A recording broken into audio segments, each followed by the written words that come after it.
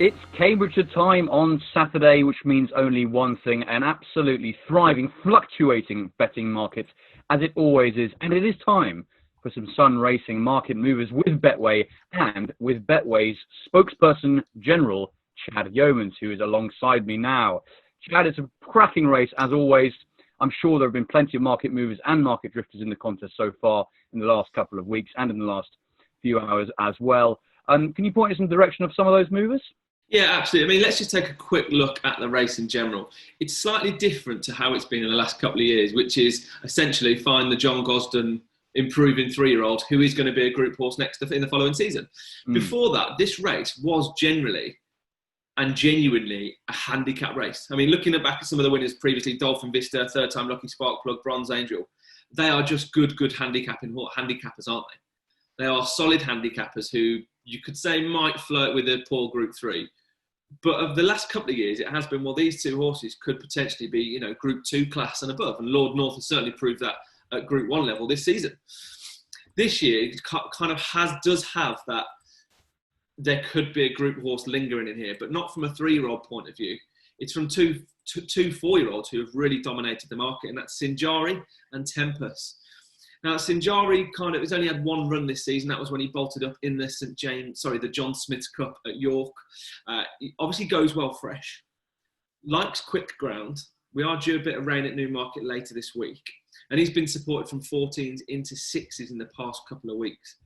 He has been really popular.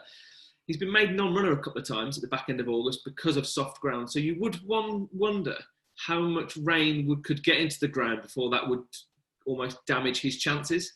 The biggest loser in the book for us is without doubt Tempest. He's been anti-post favourite for the race for a long time. After his success at Newbury, where he was second and promoted to winner, he went 14-1 market leader. He then bolted up at Ascot last time out, looking a lot fitter, and we made him 10-1 market leader. And I mean, that didn't stop. The Betway punters backing him from 10s to 9s to 8s to 7s, and now 6-1 joint favourite. He's been really strongly supported.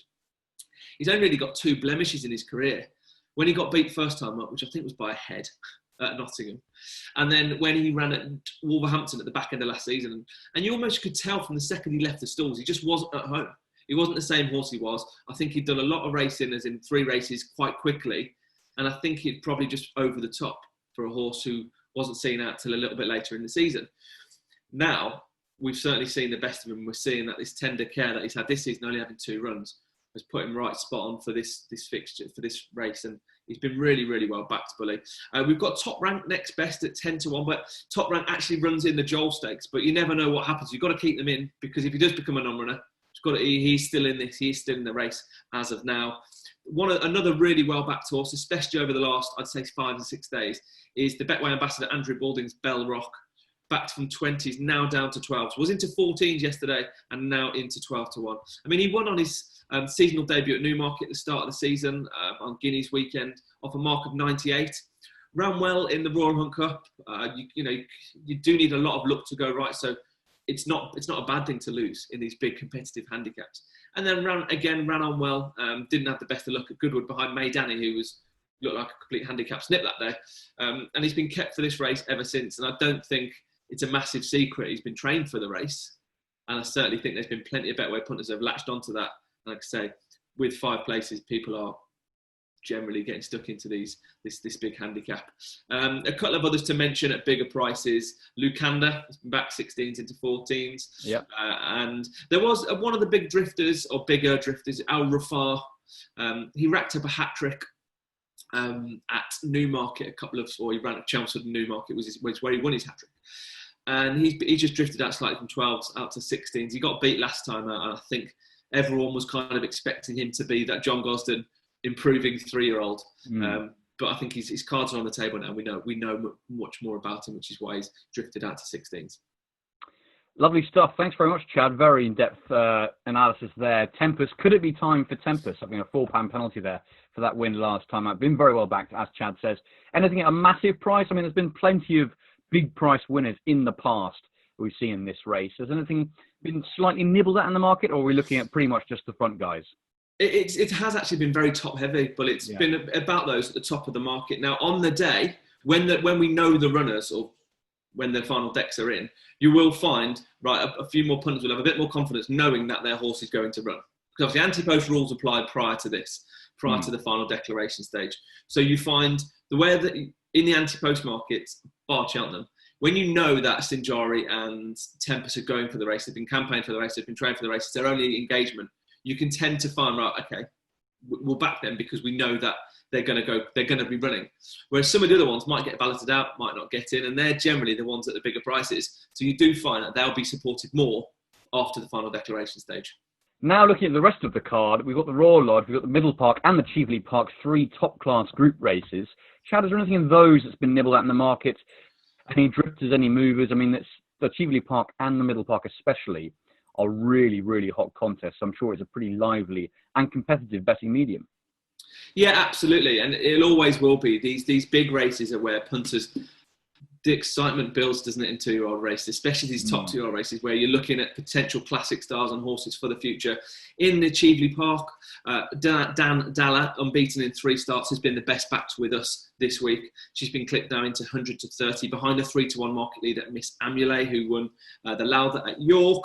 I thought Uncle Toon was impressive last week at... and she's been supported. She's 5-1, but will she come out quite quickly after her success last week? The Royal Lodge. I mean, this has thrown up so many good horses over the years, hasn't it? There's a few unknowns in it, really. High Definition's been the market leader at 5-2 all week. Not the most popular, I'd say, but I think that's because people still don't know which horses are going to run and which horses aren't going to run. He bolted up on debut, and he's 25-1 for the 2,000 guineas. So if you do fancy High Definition for the Royal Lodge this weekend, you certainly know that he's going to halve in price almost if he bolts up in the Royal Lodge this weekend for the 2,000 guineas. There's been a little bit of support for a Aidan O'Brien horse in that race. Ontario has been clipped 8 into 7. A few little each-way bets around for that. He was only beaten a length in a Group 2 at the Curragh last time out, so you can certainly see why. And you have seen this in especially some of the back-end 2-year-old races, that Aidan O'Brien doesn't necessarily win them with their first string. I've seen US Navy flag, I think it was, that one from the front. And they just go and they're a little bit more battle-hardened, and they can go from the front and win it. And Newmarket's such a hard course for 2-year-olds, where it's big, wide, open, airy. And it just, a lot of the time, experience prevails over class at these back-end 2-year-old races. In the Middle Park, it has been about one horse and one horse only, and one horse we'd love to get beat for that reason is Method. Method was 4-1, now into 12-5 favourite. The news broke earlier that Frankie Dettori will team up with Martin Meads colt. He's 2 from 2, won on debut at Doncaster, which was incredibly well backed. Bully, he was back like defeat was out of the question, and he was very well backed when he bolted up in the Rose Bowl, the listed Rose Bowl at Newbury the time after. It hasn't been seen since, and I think it's been kept for this. But it's a really good race with Minzal, who won at York, Supremacy, Sir Mark's Basilica, the Learjet, Tactical. I mean, when Tactical went off favourite for the pre-morning last time, you'd never have said he'd go off 12-1 for his next start. It's such an in-depth. Yeah, absolutely. It's a really, really good race. I'm really looking forward to it. And if there's one horse you would like to get beat, Chad Yeomans of Betway, who would it be? Well, look, Bully, last week, Nahar did us no favours whatsoever. He was incredibly backed, 15-2 into 7-2, and it was a superb ride by Tom Marquand, and it gave us a huge kick in the gut. It wasn't a good result for the book, and it'd be a very similar kick in the gut for the book if Tempest was to win the Cambridgeshire this weekend. So we'd like to see Cambridgeshire get beat, that's for sure. Fantastic. Hopefully it won't be time for Tempest for Betway and their supporters. Okay, lovely stuff. Thanks very much, Chad. Great stuff there. Really in-depth analysis. Plenty of interesting market movers ahead of what is a fantastic day's racing on Saturday. And hopefully it will be the Punters' Day. Sorry, had to say that. But thanks, Chad. See you soon. All the best. Love it.